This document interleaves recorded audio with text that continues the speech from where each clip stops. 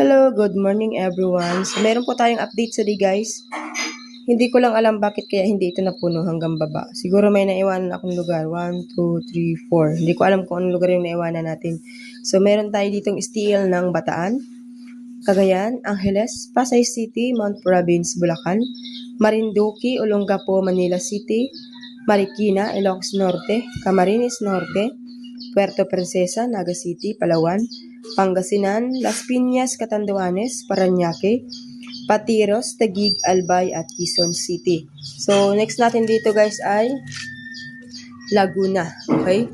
So, Laguna, Quezon Province, Cavite, Rizal, Tarlac, Aklan, Antique, Capiz, Occidental, Mindoro, Abra, Nueva Ecija, Ifugao, La Union, Baguio, Ilocos Sur, Benguet, Apayao, Aurora, Camarines Sur, Romblon, Sorsogon, Negros Occidental, Zambales, Kalinga, Pampanga, Oriental Mindoro, at Caloocan. So, hindi ko lang alam kung anong wala dyan. So, ito po guys ay update October 3, 2025. So guys, pag nakita nyo to, share nyo kaagad-agad. Ayan, so wala pong mawawala sa pag-share at sa pag-like ng ating videos, okay? So, lagyan po natin ng date ito.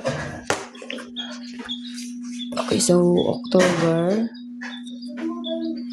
3, 2025. So, ito po yung update na sumada natin today. Ayan, so good luck everyone. Have a nice day.